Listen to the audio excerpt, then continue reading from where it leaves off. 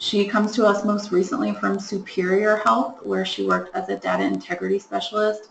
And prior to that, she was a coordinated assessment data and reporting coordinator at ECHO, which is the Austin CoC. And prior to that was a data services coordinator for another local program that does prevention and rapid rehousing in Austin. So Kristen, you want to say hello? Hi. I look forward to working with you all. We're giving Kristen the throw her in proper orientation. She's only been with us, how many days? Has it been a whole week? Has it been already? Yesterday was a whole week. So it's been a week, and she's still here, so we're excited about that. And many of you will be in communication with her soon, so welcome, Kristen. Can you see that map, Craig? Bam. I apologize for the fuzziness. There was a lot of y'all this time. I was trying hard to fit on the map. Which is a great problem for us to have, which is not a problem. Again, we're seeing increased engagement with our meetings every month, especially this month. We're excited to see that. We've had several trainings in the past month, so I know we've added quite a few folks to our mailing list for these meetings. Also know that people are applying for funding like ESG, and we usually see a pickup around this time, and we hope that it will stick. So welcome everyone from around the state to the meeting today. And we are going to go right in. Just housekeeping, as y'all know, you can raise your hand or ask a question in the chat box, and we'll be keeping an eye on those. If at any point you can't hear us, let us know. I think we're doing good on sound, but if someone will send a message if something happens, we appreciate it. So we're not talking to y'all and you can't hear us. And we're going to go ahead and dive right in, and Mary is going to share with us about what's going on with state ESG. All right, hello, this is Mary. Just a reminder that Texas Homeless Network is the Texas BLS CoC lead agency. And so all lead agencies in TDHCA's ESG application process are playing the role of consulting with applicants about project design, budget, and performance targets, and completing your attachment A form. That's a piece of the application where we're verifying the applicant agency's participation in CoC general meetings like this one, participation in point in time counts, and participation in coordinated entry. So we will be doing that for you and consulting with you if you are applying for state ESG. So far, we've heard from 23 projects that are applying, and that is great that so many groups are really looking at creating projects that would be eligible to apply for ESG and any other funding. Just so you know, I'll be sending the attachment A forms very soon, hopefully by the end of next week. Some of you I know still have outstanding questions, and we will be answering those between now and then. TDHCA has not given a due date for their applications. The last we heard is they were still waiting to hear from HUD on their allocation amount, and I have not heard anything more since then, and that was early March. If they make any changes to their NOFA based on that allocation amount, we might need to reconsult with applicants in our CoC, but if not, we'll just move forward based on the consultation we've already held. I've got a few more to go this week, and if you have any questions about where you stand, let me know. Otherwise, if you're just waiting on an attachment A form from me, it will be getting to you very soon. Okay. Thanks, Mary. HUD CoC program competition update. Some of you probably saw an email come out from HUD this week about the registration notice. Just so you know, as grantees, for those of you that are CoC grantees, you do not need to take any action on this. It is for the collaborative applicant, which is the balance of state. So we're working on that. It's due back to HUD on May 1st. They did not include any specific dollar amounts in registration this year because we don't know what they are yet. So we are working on that, and that also means that the NOFA should be released soon. I think I told you all before, HUD had informed us probably May, and we didn't think that was going to happen because registration hadn't come out, but that's happened now. So registration is a little late, but we're still moving forward as though we're going to be starting competition in May. So we'll be sending more information as we have it out to everyone, to try and encourage new applicants, and we will also be sending out information to our renewals very soon on program competition. I think most of you know, or some of you may not, it's a really busy time for us. And also want to just take a moment to acknowledge our board that is joining us today for a combined general meeting, and thank them for their service and attendance, and let them know that we're about to be taking up a lot more of their time, and just want to acknowledge their assistance in the competition. And board members will be getting an email out to you all soon about what that will look like. Again, we're at the mercy of HUD waiting for dates, but definitely we'll be picking up board meetings as we move through the competition. So again, if you are a grantee or you're on that list and you received the notice from HUD, you do not need to do anything. We're taking care of it for now. I'm going to go ahead and move to Caitlin, who's going to talk with us about racial equity and homelessness. Thanks, Cameron. Hi, y'all. I wanted to give you all an update on racial equity and homelessness that we talked a little bit about at the last CoC general meeting. We had let you guys know that as part of our staff development here at THN, we've been engaging in a training about how racial equity and homelessness are connected, and we wanted to share a little bit with you about what we had learned and encourage you on a local level to dive in a little bit.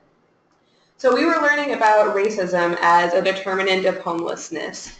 There are a lot of stats that show that people from marginalized communities or who are considered minorities, even when you control for poverty, are more likely to experience homelessness than their white peers. I was looking at some stats earlier that showed that African Americans were more likely to face homelessness than any other racial group except for possibly Native Americans. Black adults are 16 times more likely to experience homelessness than their white counterparts, and it's 29 times more likely for a black child to face homelessness as compared to their white peers. There also are a couple of stats that show that black men tend to remain homeless much longer than their white counterparts. So for black men, they stay homeless for an average of about 3 years, whereas white men will stay homeless for about 2.4 years. So all that evidence is really overwhelming when you look at it together, and makes us want to take action and really consider how we are providing services and how we include the voices and the needs and the preferences of marginalized communities when we're providing homeless services. A couple of things I wanted to point out that also specifically affect marginalized communities in their pursuit of getting rehoused that might go into why they are experiencing homelessness to a larger extent than their non-marginalized peers is employment discrimination. There was a study that they talked about in our racial equity and homelessness training about people who had black sounding names and people who had white sounding names who would send out identical applications to employers. The resumes that had white sounding names were more likely to get callbacks than those resumes that had black sounding names. In fact, it was 50% fewer callbacks for people that had black sounding names on their resumes and job applications. Another stat that I was looking at was about mass incarceration and how that affects communities of color in a larger way than it does affect non-marginalized communities. So for instance, 1 in 3 black men can expect to go to jail in their lifetime, and that's in comparison to 1 in 7 white males can expect to go to jail in their lifetime. I don't think I need to tell any of our homeless service providers how difficult it is to try and get someone with a criminal background into housing, but it really complicates the process and can make it really difficult to find someone a place that they want to live that is in their price range and in a neighborhood that they would prefer to live in, and to be able to be housed with their families if their families live in public housing. So that is a really big barrier that our folks of color face as they're trying to get rehoused. Another just striking stat that I read about was how people of color represent about 30% of the total U.S. population, but they're 60% of the jail population, with 40% of the jail population alone being black people, black men and women. So those are just some striking stats and things to keep in mind as we are providing services to people in the homeless realm, because these are things that really affect people's lives and that will present barriers to them as they are trying to get rehoused. But it's also something that we, as policymakers at the Texas Balanced State CoC, want to be really aware of as we're creating policies and providing recommendations to the board, that we are aware of that and that we try to learn about how we can be more inclusive and increase diversity and how to have these really courageous conversations with our community partners, and just within our own agency about whether we're being inclusive and including voices of marginalized communities. So that's something we also wanted to challenge you guys to look at as you are developing policies and procedures. Many of you are starting new component type projects at the CoC program, and some of you will be new ESG recipients very soon. And so it's really important as you're thinking about project design about how your design is going to impact communities of color, because those will be a lot of the folks that you are going to work with. So a couple of resources I wanted to point out to you guys are the C4, the Center for Social Innovation Training, through, I think it's called T3, Think, Teach, Transform. They don't currently have registration open right now, but they do have a fall class that's going to be starting in October about racial equity and homelessness. I don't think any of us in this room could recommend that training enough. It was insightful, it was interesting, and it really impacted all of us on a really deep level. Here, Craig, I can message you the thing I have open right now, so that way you can show it on the screen. Do you have GChat open? I don't. Okay, I'll email it to you then. Oh, you don't have your email open either. I'll find it. Okay, didn't plan that out super well. Sorry, y'all.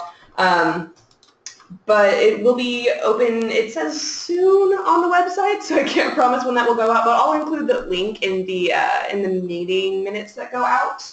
And also last meeting, we had provided you guys with a handout about books, articles, and videos that you could read to further engage in the topic of racial equity and homelessness. I'll make sure that also goes out with the meeting minutes and materials today. But someone just wanted to pass along and put a bug in y'all's ear that this is important.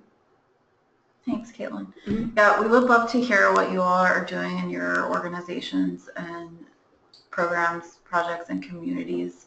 So keep us posted on that, and we'll include those links when we post materials from today's meeting. Jason, Vista updates? Sure. So yeah, my name is Jason. I manage the Texas Homeless Network's AmeriCorps Vista program. It is not just exclusive to the balance of state. We have projects throughout the state and many communities. However, I do want to make sure that we're prioritizing any new projects to balance the state areas and the folks that are in this meeting and then that we work with quite a bit. And so currently we have 15 projects. Our Vista members all serve full-time for about 40 hours a week, and it's a full year of service. We only, out of that 15, only 7 are currently in the balance of state, and we are projected to hit 20 this summer. We were awarded our grant that starts in June to bring our number of projects up to 20. So that as of right now, that means that's only leaving 5 spots open, and there's a lot of interest in AmeriCorps Vista projects. So again, I would like to prioritize balance of state, but we also have to meet our targets. So please, if you have any interest in, sorry, get your email on there. Yeah, Fred, on it. My email is in the chat box or wherever it shows up. So please feel free to yes. Just needed you closer. Okay. So please contact me, Jason, at thm.org. If you have any questions about what a AmeriCorps Vista project would look like at your organization, and I'd love to talk to you about it. We have start dates in August and then also in November for the remainder of this year. And again, our Vista projects focus on program development, resource development, really whatever it is that y'all are interested in pursuing. They do not provide direct services, but it's a real opportunity for y'all to leverage your resources and kind of get some work done on that wish list that you have that you just don't have the time for. And also I just want to do a shout out to Texarkana. The coalition there has a Vista member starting next week, and that member, her name is Lisa Sewell, and she's going to be working on the implementation of coordinated entry there and also providing some capacity building support for the coalition. So thanks Texarkana if you're out there, and we're excited to work with y'all even more. Again, contact Jason at thm.org if you have any interest in learning more about AmeriCorps Vista. Thank you. Thanks, Jason. So Jason's email is in the chat box, and just also with coordinated entry implementation coming up. Yeah, and Soph will mention this is a really, really great time to think about a Vista. So thank you. Next, we just wanted to bring to y'all's attention a webinar that NAEH is doing. And again, Rebecca, thank you for your message. If y'all are having issues with the sound, we appreciate you letting us know. We're going to try and get people closer to the mic for the rest of the meeting. This is going to be on the 26th from 1 to 2, the role of emergency shelter in a crisis response system. I don't know how many of you all have been able to do the NAH webinars. We find them to be incredibly useful, and this is just really focusing on the role that emergency shelter plays in your crisis response system. So we would highly recommend that those emergency shelters in the balance of state try and catch this webinar if you can. They usually post them at some point after the webinar, usually within a few days, but you don't always get the benefit of the Q&A opportunity if you don't attend it live. So just wanted to bring that to y'all's attention. And moving on to our org code trainings on emergency shelter and housing stabilization. So myself, Amanda, and Zach from org code were in Denton and Abilene. Was that last week? No. 2 weeks ago. Really? We did the beginning round of our series of trainings on awesome emergency shelter and housing stabilization. They were fantastic. I hope that everyone that went feels the same way. The feedback we got was really good, some really rich discussion, and really, I think, just breaking it down how to really move forward with systems change and housing first and lowering barriers. We had a lot of great discussion, and we're going to be doing the same 2 days in Corpus and in Galveston in June. Registration is up and open for that. If you are on this call, you should have received an email about those. If for some reason you did not, please let us know. You can email Craig, and he's going to put his email in the chat box.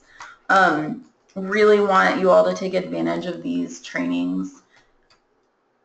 I can't say enough positive things about them, and also just gives us an opportunity from THN to meet with some of you all face to face. And again, I think we've already seen the results of some of the discussions in projects in these areas and in community meetings in these areas. So we're looking forward to seeing how the impact moves forward. Also, we're going to be doing more with org code. They're going to be doing a series of webinars based on these trainings, and also are working with us to develop some policies and procedures around shelter and rapid rehousing. And we're going to have those out soon. So if you're not registered, and you're in these areas or can travel to these areas, we would highly recommend you do so. I think we have some space in Galveston, but Corpus is getting really close to filling up. Pretty full. Okay. We may have a couple more spots open up in Corpus over the next week or so. So again, if you are trying to get in and have trouble, give it through the end of next week. And I will say, if you have tried to register and it told you it was off, I didn't realize the system had basically turned itself off. I reopened it. It will be open a week until the event starts. So everybody has time to register. But if it does fail and you can't seem to get it, just email me and I can manually register you myself. If anyone that attended the trainings in Denton or in Abilene is on, well, I know some of you are on the call because I just went through and noted several of you on the call. Would mind just sharing a little bit about the trainings and your experience? We would love to hear from you. I'm going to give you all a few seconds for someone to reply. Either chat or raise your hand and I'll know who it is. And if you do the raise your hand function, we can unmute you if you would like your beautiful voice to be heard on this call, and we would love to hear from you. Hi, Chad. Hey, this is Chad. Hey, Chad. Yeah, the training in Abilene was awesome. Learned a lot, and it was very challenging. They didn't pull any punches, and I really wish the case managers from our permanent supportive housing program could have been there, because especially day 2 about housing stabilization was really very practical and helpful. Okay, thank you so much. Send them to Corpus or Galveston. They need a beach vacation anyway, right? And we've sent all the materials out for those trainings. I think we'll probably post those on the website as well, so everyone can use them. Thank you, Chad. Anybody else want to share?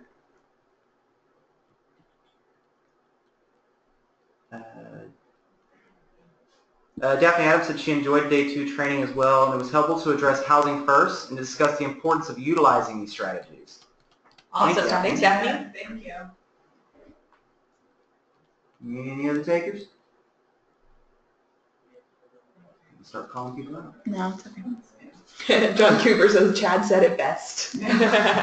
John Cooper seconds Chad. All right. Thank you all. It was great to spend time with a lot of you on that trip, and we will see, I hope, the rest of you in June. And again, more to come from that work with Org Code. We're trying to figure out how we're going to do the series of webinars. We wanted to do all of these trainings a little closer together, but with everyone's schedule, it didn't work. So we're now kind of trying to decide if we're going to start the webinars now and open them to anybody or wait till after the second round of training. So we will keep you all posted on that. In addition to that, and I didn't include it on the agenda, the week prior to Denton and Abilene, we had a 2-day rapid rehousing clinic with all of our CoC rapid rehousing grantees and/or soon-to-be rapid rehousing grantees and many of our ESG rapid rehousing providers. It had been something that people had requested, and we definitely saw a need with all of our reallocations to rapid rehousing, and I think it was a lot to cover in 2 days, but I think it was a really valuable experience for everyone that attended. We got really good feedback. Just a reminder to those of you that did attend, for CoC projects, your final clinic project design is due to us on April 21st. Sounds good. ESG recipients, you all are not required to submit those. If you want to, we will review them. And I guess I would just ask the same question. If anybody wants to speak about the rapid rehousing clinic briefly that was able to attend, we would love to hear from you. We've got a few comments, but I can unmute them. We'll ask if they want to be unmuted. We can read them too. Chad, it's April 21st for the project designs. Just send them to me. No. Chad has a permanent support path. Right, so we're going to get there in just a minute. Yeah. Beth, thank you. Beth Rawlingson from Bastrop says it was very helpful. I can't read this. Let's see. Kim Ogilvy said the training was excellent in Abilene, and she agrees with Chad, and she wished that more case staff could have come to the second day, but she's pushing some of her staff to Galveston and Corpus. Amanda Tyndall said the training in Denton was super helpful, and if you're able to attend, you should. It's great information. Stephanie Aguilar actually got a promotion. She's grateful she went to the amazing shelter one, but she said it was both encouraging and challenging. Congratulations. Beth Rawlinson, she said it was very helpful, and Miss Holly Bates said she did an awesome job. Yes. So yeah, and some of those are rapid, some of those are org code. Those last few are rapid. Beth also says clarified some gray areas. Yes, that was definitely part of the intention. So just thank you all for being there. And sorry for the short notice on some of this stuff. You know, when we get opportunities to do things like this for you all, we jump on them, and the timing is not always ideal. But we're doing what we can. And to be able to bring a lot of these trainings to you all at no cost to you, we understand there's travel that needs to be taken into consideration, but doing these trainings outright would be like $400 to $500 a person. So on that note, if anybody is having travel expense issues, we've started utilizing Airbnb for groups. So if you want to send a group of staff, we rented a house for around $300. It broke it down to $40 a head. That's half our per diem that we're allowed to spend. So if you plan this out, you can just send everybody to a house, one car, you cut 14 rooms down, and you've got money left over to send more people. So that is an option. We've tried to cut corners everywhere we can to send the most people to gather the most information for everybody. So it's just an idea. thanks, Craig. So moving on, so again, training's coming up, org code in Corpus and Galveston in June. Register now if you have not already. We are doing a 2-day permanent supportive housing clinic. This clinic is only open to CoC grantees at this time. It's going to be May 4th and 5th here in Austin. That announcement has already gone out. We have yet to see registrations from quite a few of you, and we'll be sending out a reminder, and just want to emphasize again that it's required. And also something you all have been asking for, so we're really happy to be able to do it. We're going to be doing that with the Corporation for Supportive Housing. And for grantees that have subs, we're requiring you and your subs to attend. It's crucial because we're really going to go over admin and direct services. So we're looking forward to seeing you all in May at that. And I'm moving on. System performance measures, just wanted to give you all, and this is a quick update. We have tested and confirmed that the report is absolutely working for individual projects. We're going to be sending out a video on that soon, so you all will be able to pull it and start reviewing your data. Just a reminder though, it only works for projects that are providing housing. So we do have projects in our HMIS system that are not specifically housing providers. This report will not help you at all, and we'll provide details on all of that when we send the notice out.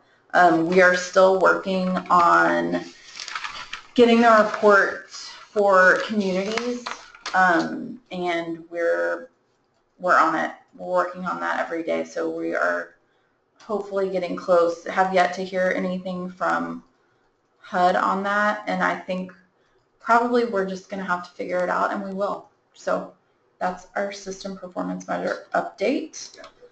And Sophia is now going to talk to you all about coordinated entry. Thanks, Cameron. Hold on, so sorry. Okay. So, guys, as we've seen from efforts to end veteran and chronic homelessness, which shout out to Bergen County, New Jersey, they ended chronic homelessness like 2 weeks ago, I think. We've seen that a housing crisis response system is really important in that effort to end homelessness. And coordinated entry is a critical piece of that. It's a key step in assessing the needs of households experiencing housing crises, so that includes both households that are at risk and those that are already experiencing homelessness. The process also refers them to appropriate interventions and also assists you guys in prioritizing them for resources. I was reading the policy priority, HUD's policy priorities from the 2016 NOFA as I was making edits to the written standards, and I wanted to read you guys the goals that HUD sees for coordinated entry. So the first one is to make it easier for persons experiencing homelessness or a housing crisis to access the appropriate housing and service interventions, prioritize persons with the longest histories of homelessness and the most extensive needs, lower barriers to entering programs or receiving assistance, and ensure that persons receive assistance and are housed as quickly as possible. So these are the things that we are keeping in mind as we are developing the framework that needs to be implemented at the local level. Okay, so the first thing that I want to talk about is the toolkit. So if you can pull up the notice that I sent.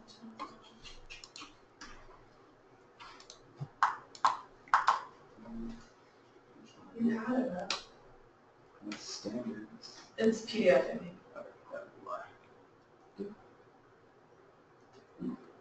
There we go. Sorry. So as you can see, on March 15th, I sent out the first coordinated entry newsletter. It included a lot of information. So the first thing that we're going to focus on is the toolkit. So if you can scroll down, Craig. So on March 15th, we released the Systems Change Toolkit. So I really want to be clear about why it's called the Systems Change Toolkit and not the Coordinated Entry Toolkit. In order to implement coordinated entry, you guys really need to engage in planning or in systems change in order to change your current systems to be more coordinated, to be transparent, and to be standardized. And so this toolkit is to help you guys facilitate these conversations. It's based off of a lot of the research that I've done in the last 4 years on collective impact, on what it takes to end homelessness, on change management, like everything. So basically what I've done is taken everything I've learned and put it into one place for you guys. So if you can actually go to the toolkit, Craig. So the link can be found here. If you did not receive this, you guys really should subscribe to the Texas Balance of State CoC listserv. I will be sending out more of these coordinated entry newsletters every month. So you don't have to go through it. No. Actually, go back, sorry. So we did it in Dropbox because it contains a lot of information. So a lot of the toolkits that have been released in the last several years, while really helpful, talk about like the overarching things that need to happen in communities, but don't really provide you guys the tools necessary to make it happen. We know this is an unfunded mandate, so we know in most communities that you're implementing coordinated entry as your local homeless coalition, or you're having a VISTA work on this. And so we really wanted to provide you guys with the tools to facilitate having these more in-depth and oftentimes difficult conversations. So the toolkit that Craig opened, which you see here, toolkit version 1, you don't need to open it, but it basically walks you through, 1, what is a housing crisis response system? Why is coordinated entry crucial to that? And then it walks you through the meeting structure. So what it does is it outlines 8 weeks of meetings for you guys to have in order to create this like fertile foundation for your coordinated entry system.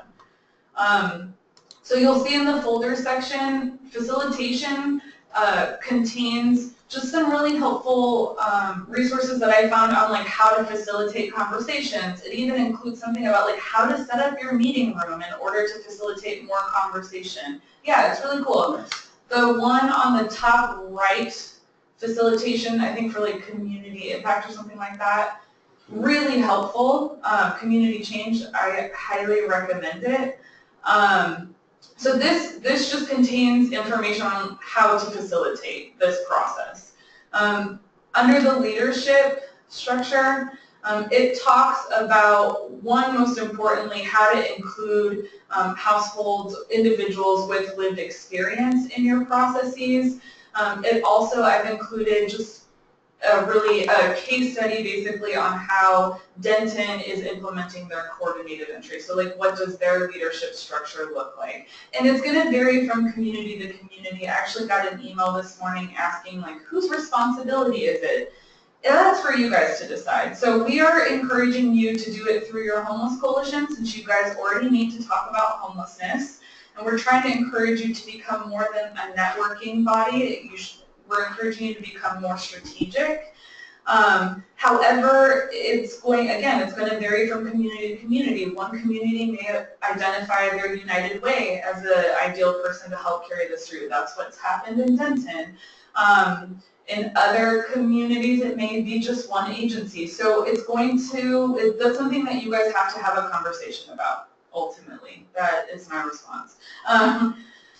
Then for the planning section, this is what contains the 8 weeks of meeting materials. Yeah, so if you go into like meeting 1, for example, it's going to provide you with all the materials that you need in order to facilitate this meeting. So it includes the agenda, I know, man. That's what it includes like a sign-in sheet, your agenda, your facilitator's agenda, which like gives you helpful hints about things to talk about, and other materials that you're going to talk about for the process. So the toolkit's a lot. This is why it's taken me a long time to do this, because we wanted to provide you guys with a very robust resource based off of what we've been seeing across the country. And yeah, so it's hard. It's hard. Wanted to make this part as easy as possible. Yes, yeah, exactly. And we're also going to tweak it. Like this is very much going to be a living piece. Like we're going to add more resources. We're going to change things as we hear from you guys. And so it's substantial. So if you could go back to system change tool guide. So in the email that I received this morning, I also got a question about who, right? In addition to like the leadership structure, who's ultimately responsible for the toolkit. Again, that's something that you guys need to decide. In the news, in the CE news that I sent out on the 15th, I said that your local homeless coalition or your entity that talks about homelessness in your community needs to get together and talk about who is the best person to facilitate this. So ideally, you're identifying a leader. It could be your LHC chair. It could be somebody on the LHC. It could be a volunteer. It could be a VISTA. So ultimately, it's one person taking control of this process and guiding you through it. It's your community leader. Okay, so if you can go back to the news. I'm going to try not to do that. I've also received an email about the webinars that are going to be starting on the 20th. So the webinars are intended for the facilitator or the community leader of this. Don't go down anymore. Highlight the first 2 paragraphs. Yeah. So the meeting so our idea for the webinars, one, because I am only one person and I can't travel to all of your communities, we wanted to provide you guys support in working through the toolkit. This process is very much based off of what we did with Longview with Randall Webster in their effort to end veteran homelessness. So the idea is that every week, it's going to be every week for 8 weeks on Thursday from 2 to 3. The intention is that we will be going through the meeting materials for that week and we will be talking to you guys. So it's your opportunity to ask questions like, right, we have this issue going on. How can we mitigate it? How can we solve it? Like, what do you recommend for this? So it's really your guys' opportunity to talk to us. It's like office hours where we'll present for a little bit and then have time to like talk through this process. So again, the webinars are intended for the facilitator of the toolkit. I do not recommend that you send it out to everybody in your local homeless coalition because yeah, you're basically going to ruin the purpose of the meeting. So again, it's intended for the facilitator. The first webinar is next week on the 20th. They'll be happening every week for 8 weeks from 2 to 3. Our hope is that you guys will be meeting every week for 8 weeks. because, so now I'm going to go into sorry. And here is the registration. So the cool thing about this is you can just register once for all 8 of them. Perfect. Okay, so if you can go to the notice.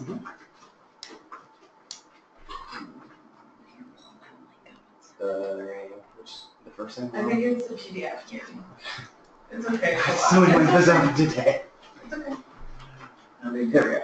So this was released in January of this year. So prior to this, the only guidance that we had from HUD regarding coordinated entry was baseline guidance from the CoC interim rule, which, hold on, I'm going to read you what it says. A centralized or coordinated process, or coordinated entry is a centralized or coordinated process designed to coordinate program participant intake assessment and provision of referrals. A centralized or coordinated assessment system covers the geographic area, is easily accessed by individuals and families seeking housing or services, is well advertised, and includes a comprehensive and standardized assessment tool. So up until this point, that's really all the guidance we have been provided. They did release the coordinated entry policy brief, but that wasn't requirements. It was essentially what are the characteristics that a coordinated entry system needs to have. So, yes, sorry. So this was issued on January 23rd of this year. The most important thing for communities that receive CoC and or ESG funding is that there is now a deadline for implementation. Can you scroll down? It is January 23rd. It should be on the second or third page. It is January 23rd of next year.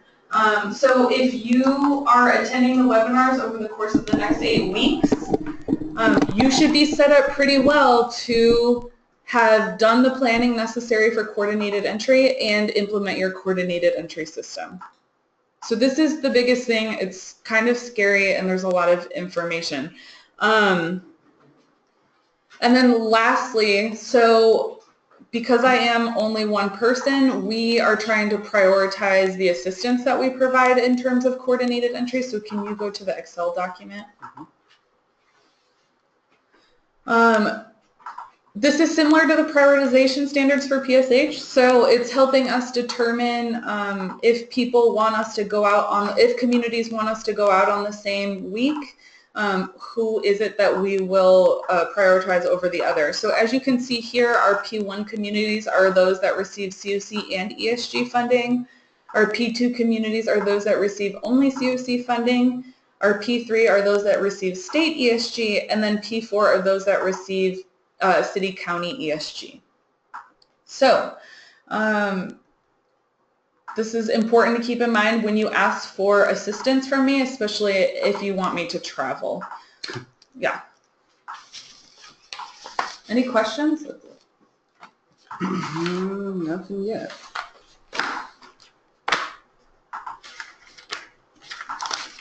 Yeah.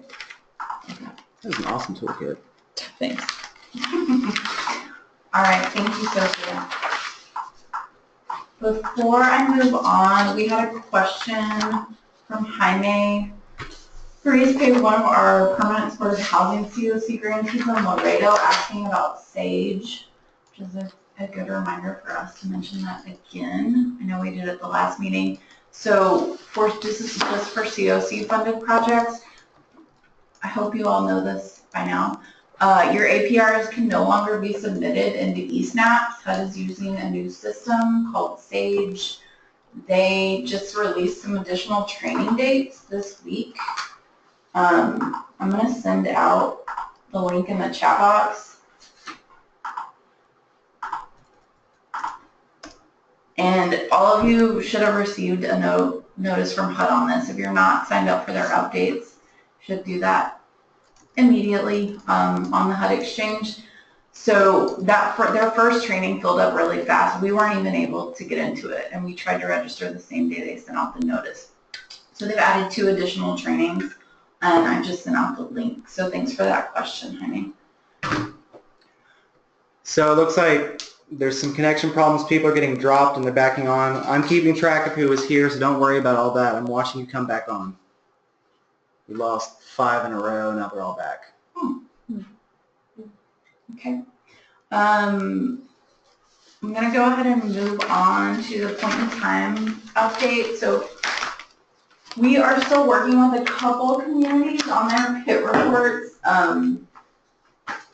Yeah, and we're hoping to get those resolved as soon as possible.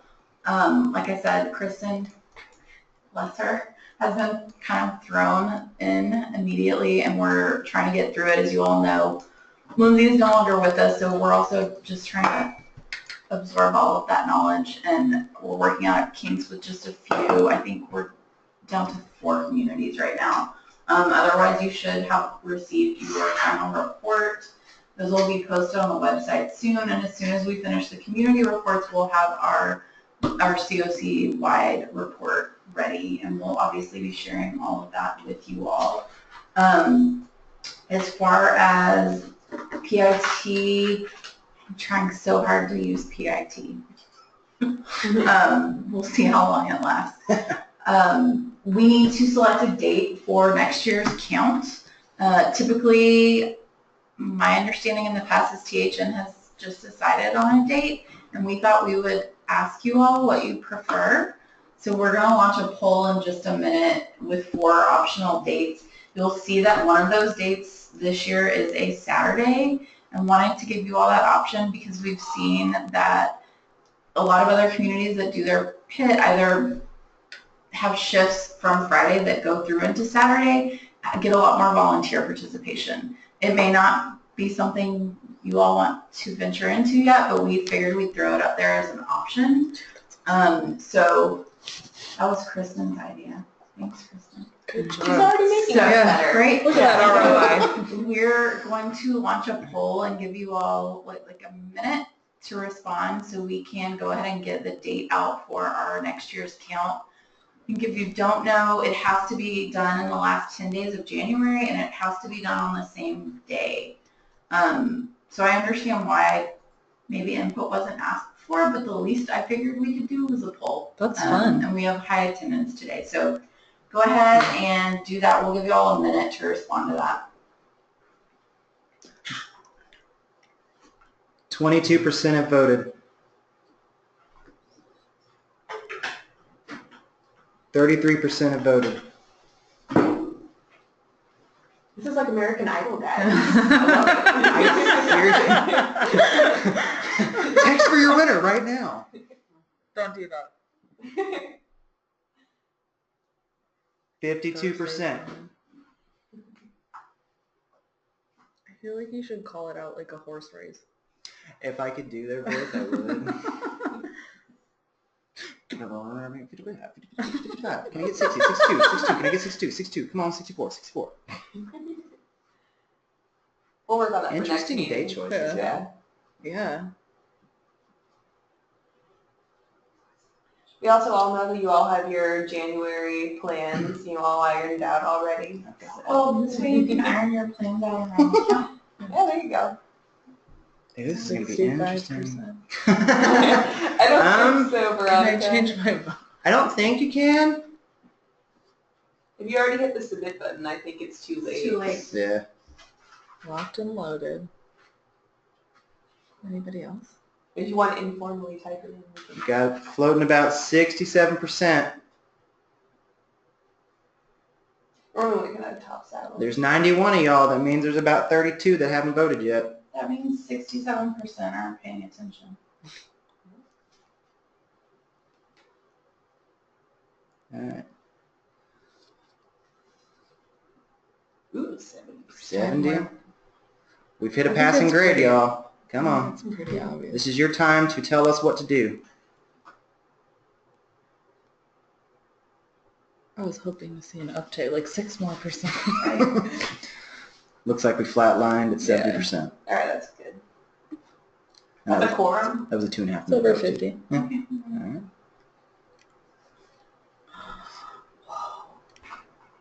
Okay, we can't see it, but I will show you. Starting from the top, 40% say Thursday, 32% say Friday, 19% say Wednesday, 10% say Saturday. All right. Again, that You was, can't pop that up. it's shown, we just can't see it. Oh, we can't see it. Yeah. Okay. But they can see it. So it looks like Thursday, January 25th Yeah, there's is the day.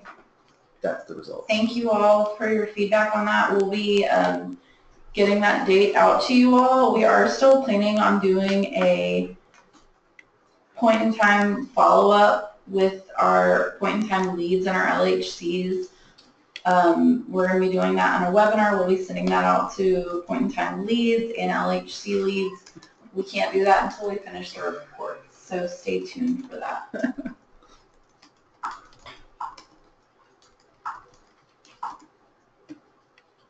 Alright, that was PIT, HMS. HMIS data, so UDQ's data quality reports went out on April 10th. For those of you that are using HMIS, they are due back to us, or all corrections need to be done by the 24th of April.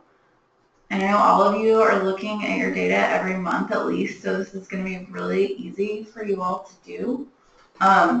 Please reply to the HMIS team that you received your reports. We're sending these emails out to over 200 projects. It's a lot to keep track of, and it takes a lot of time for us to confirm with you. So we really ask you send us an acknowledgement that you received your report, because if we don't hear from you, we're going to contact you again and start including other people from your agency on the emails. And if you all need any support or assistance with those corrections, please reach out to the help desk. They are happy to help. And again, I'm not going to get into the importance of data again right now today, but you all know it's crucial for you and your clients and the success of your projects and our success as a CoC. And I think we're moving on now to written standards. Hey, that's me. This is kind of after that came in. So hi y'all, this is Caitlin, your Balanced State CoC Programs Coordinator, and I wanted to give you all an update on how the written standards development is going. So we had an open period for comment from March 10th through 24th where we put out a draft of the written standards and asked for your comments, for your questions, for your feedback. So that way our CoC members and our CoC board can provide us with their thoughts and with their experience in how services should be provided across the Texas Balanced State Continuum of Care. A little bit of background on written standards, and I promise I won't get too far into the weeds. The CoC interim rule requires that all CoCs across the country provide written standards for service delivery. If you are a policy wonk, I'll tell you that the CFR number is 24 CFR Part 578.7A9. I'm sure you all got that. But it regulates that the CoC has to establish certain standards for providing assistance uniformly across the CoC. So those are things like who's eligible for which program, how participants will be prioritized to enter those programs, and how much rent a participant has to contribute in certain programs. So that's the purpose of these written standards, and we here at THN as a CoC lead agency put together a draft for your feedback, for your response, and for you all to critique. I am happy to say we got 14 responses. We're really, really happy to see that there was a number of people who engaged with us and who provided us feedback. I can't tell you guys how important it is for us at the lead agency to hear from you guys, to hear from you regularly, and to see that you're engaged and that you want to be part of making policy, because that's what we really want you guys to be able to do as members of our CoC, or the CoC. So I'll go ahead and give you a breakdown of who responded. Out of the 14 total responses we got, 7 of them were CoC grantees, so about half of them were our CoC program grantees. That's about 35% of all of the CoC grantees in the Texas Balanced State CoC. We also got 5 responses from ESG recipients, which is great because part of the CoC interim rule mandates that we need to get feedback and to consult with our ESG recipients. More on that in a little bit, but it was nice to see that we've got 5 of our ESG recipients. We have had 1 non-CoC member response and 1 general membership response. So if you are on the call today and you are one of those people that responded, we thank you so much for engaging with us and for taking the time to read this at times kind of heavy document. So thank you, thank you. We are so excited that you took the time to do that. I also wanted to go over a couple of the main areas of comments. Cameron's telling me, hold up a sec. I just wanted to say, yes, thank you very much to those of you that did participate and provided comment. And I would also just encourage those of you that did not to please do so in the future. Again, these are requirements of us as the CoC, but you all are the CoC. These are your projects.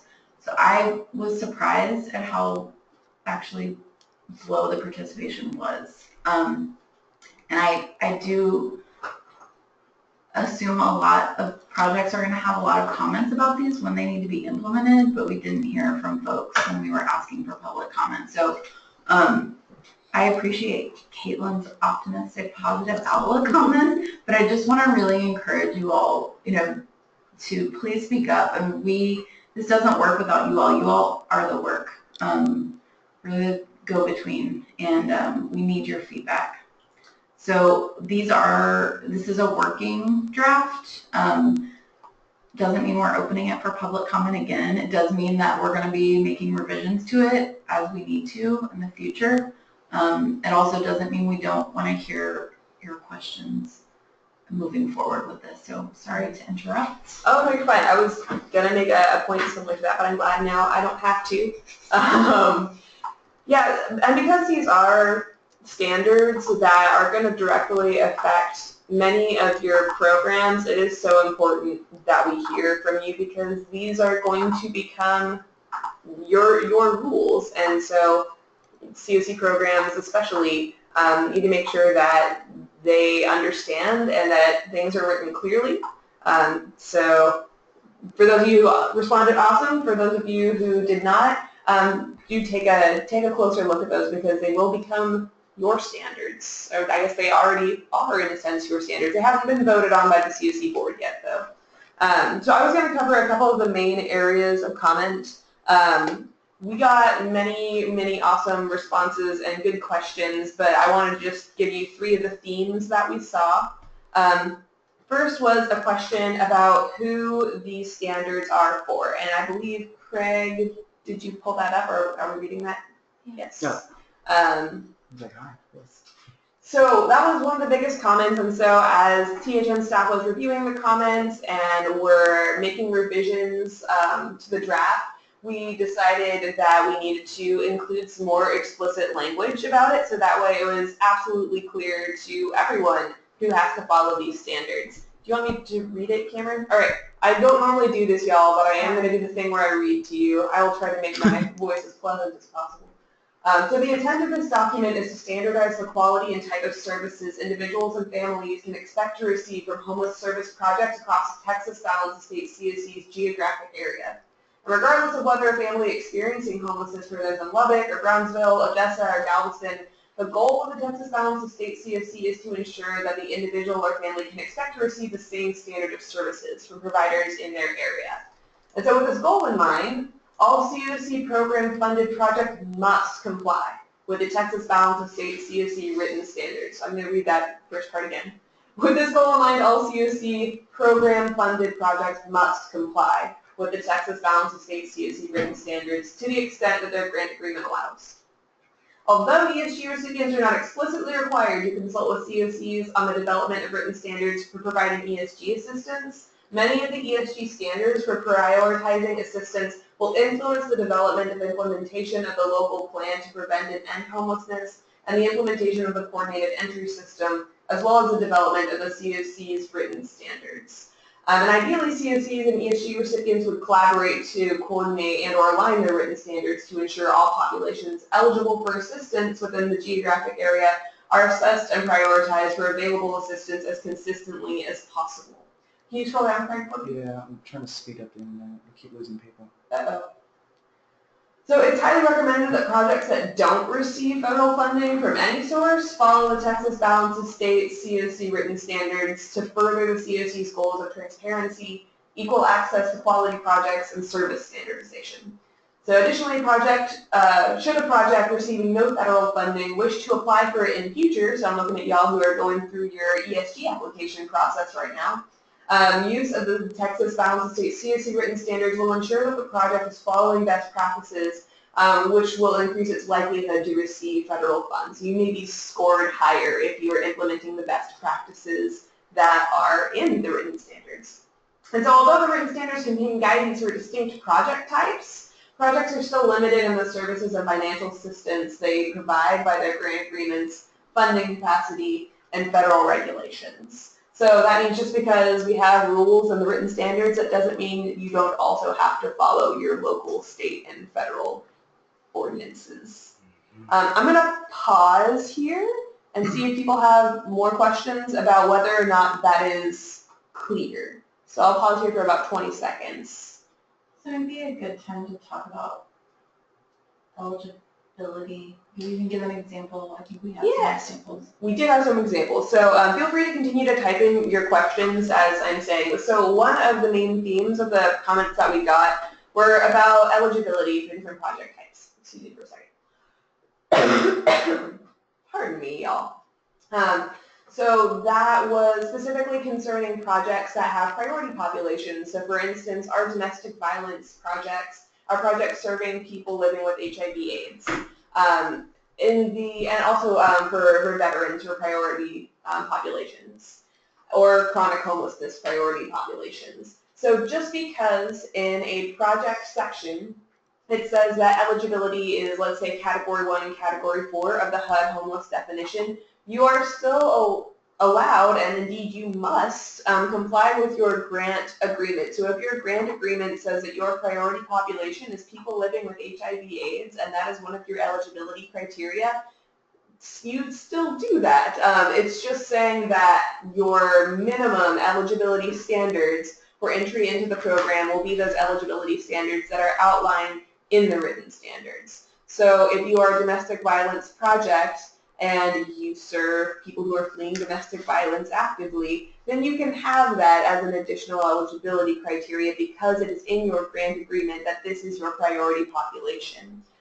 So our folks out in Beaumont at the Triangle Area Network, you can still serve only those people that have HIV and AIDS diagnoses because it is in your grant agreement to do so. So if you have a grant agreement stipulation that says you need to serve a particular priority population, awesome, still do that. Just because it's in the written standards that there isn't a specific priority population for eligibility doesn't mean you can't still have one. As was said in the who are these standards for, these written standards don't exempt you from the requirements of your grant and from the requirements of the program under which you're funded. These just provide minimum standards for providing assistance. And I hope that's a little clearer. And someone in the audience, I say audience, is one of the attendees, let me know if it's not, because we need these standards to be really easily understandable by everyone. So that way you can read it, you can get it, and you can do your project. Okay, again, feel free to keep typing while I'm talking. We had one more main area of concern, which was about local level freedoms to set standards, particularly around prioritization and rental assistance amounts. If you are a policy wonk and you looked at 24 CFR Part 578.7A9, because haven't we all? Because I know that you all do that before you go to bed every night.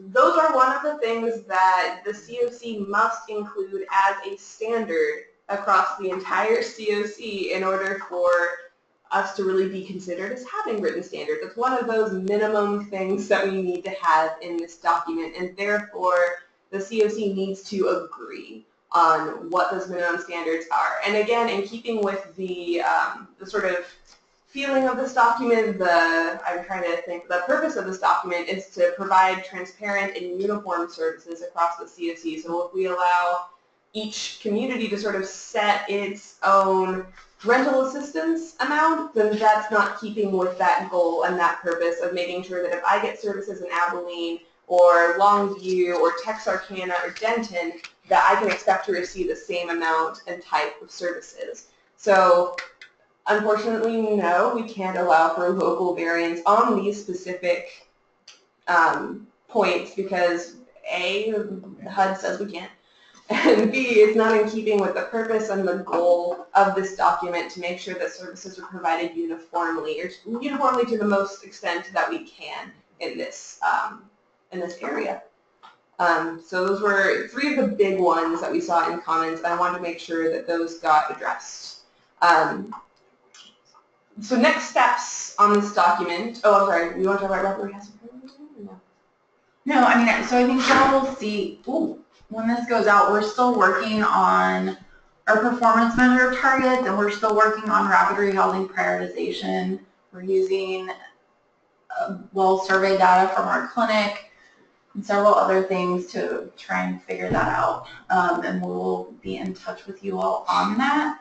I think the only other thing, and I know we didn't receive quite as many, but the 2 that we did kind of around housing first and lowering barriers, there were only 2 comments that included them, but they had many, many, many questions. So I just wanted to acknowledge that and just say again, you know, one, as Caitlin said, you know, there's a difference between who has to follow these and who we really want to. And there's also a big difference between language, specifically must and should. You know, there were concerns about lowering barriers as far as ID goes and background checks. Those are things we're happy to work with you all on at an individual level. Housing first and lowering barriers is not, it's not going away. It's not something new. I think, you know, we're still working on resources and trainings for you all, but I mean, this, you know, we have the data. It's been happening for 15 years. And I think the other thing, as we mentioned earlier, is just there's a big difference between eligibility criteria and expectations. So assessment questions to determine the best housing services. So really, how can we set things up as expectations versus really rigid rules that keep people out of our projects and out of housing and on the streets? And I think a lot of this has to do with fear, which is normal. I remember having these conversations in Austin. It's a big shift for a lot of projects on how they're doing things. But I mean, one example of a question we got was children having to have birth certificates when they presented shelter with the family.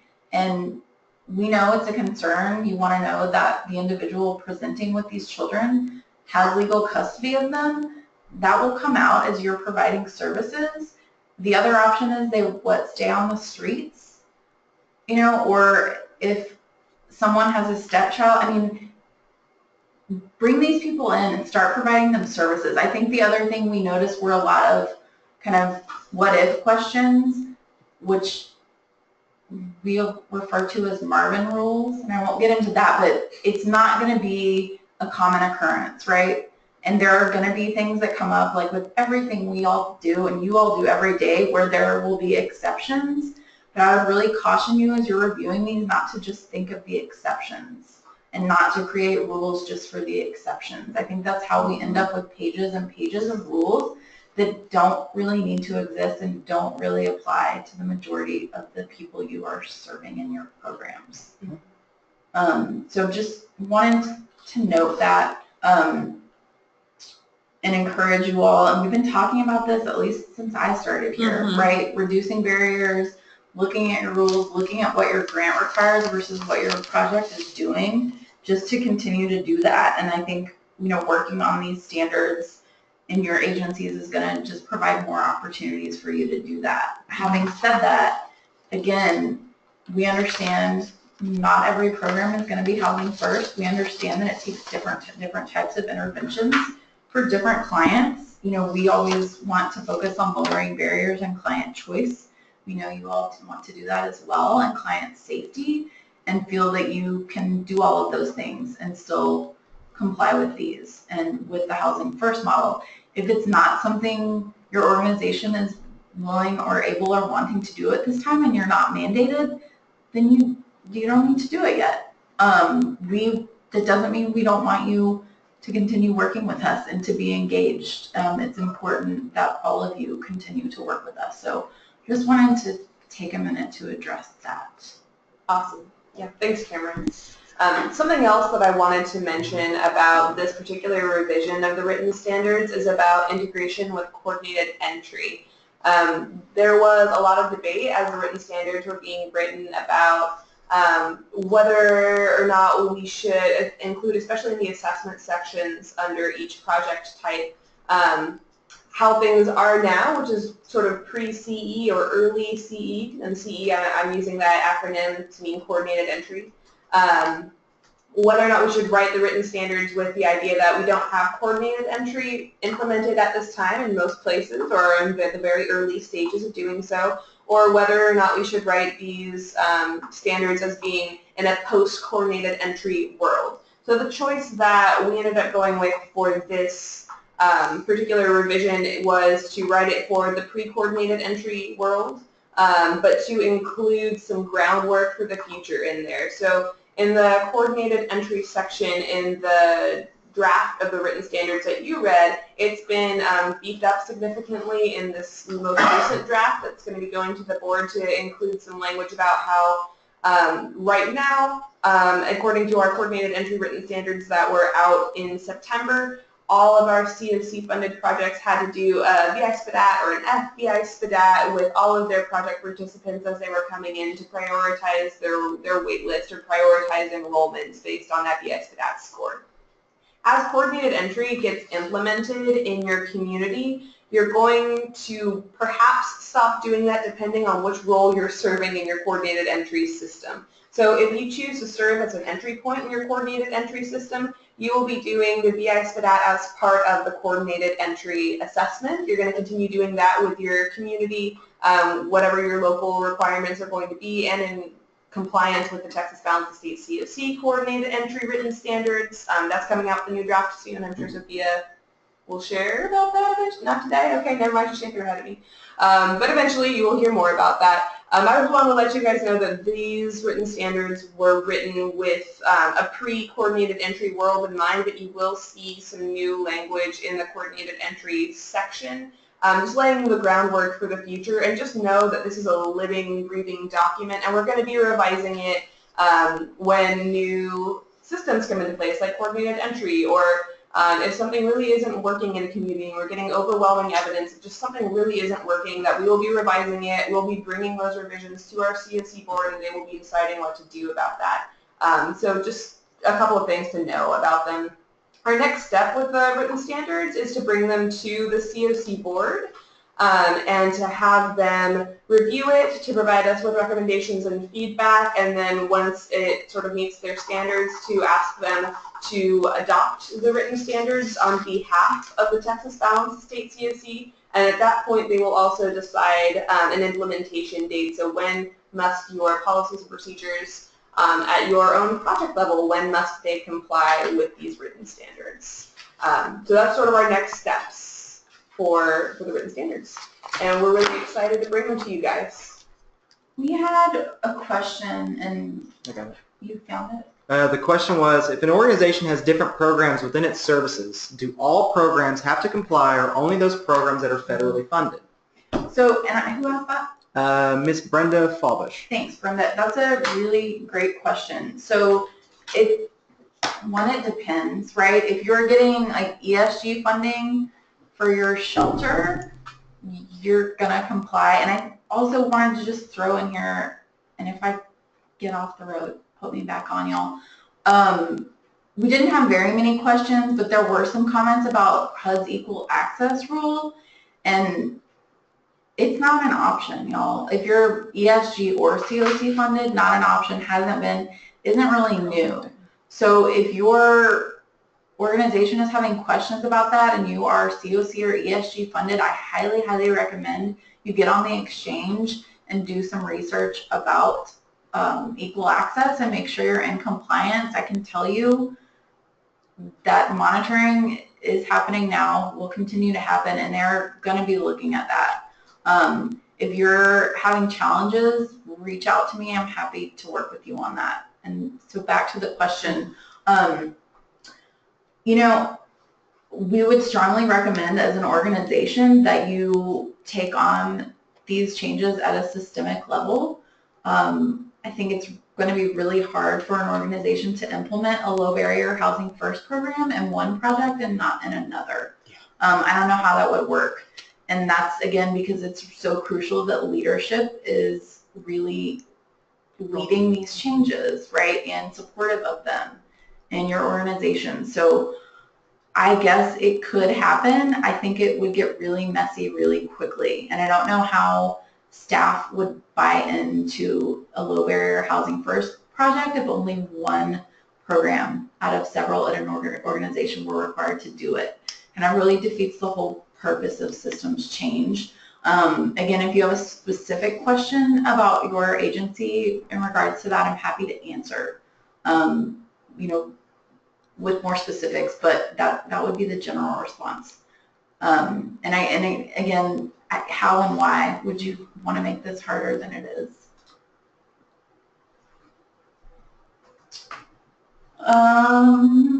I think that's it for today. I'm going to leave it open for a little bit to see if y'all have any more questions. I know we covered a lot today. Ahead of schedule. I know y'all are tired of hearing us talk and read to you. We're really open to any ideas on how to get you all more engaged. I know I sound like a broken record. It's hard to not be able to see all of your beautiful faces every month. We wish we could do that. It's just not logistically possible. We are looking into new software that's going to allow you all to see our beautiful faces while we're talking to you. We've done some webinars and trainings like that. It seems a little more personal. So we're looking at options for that now, and hoping to be able to start doing that soon. No questions. I'm not seeing any other questions.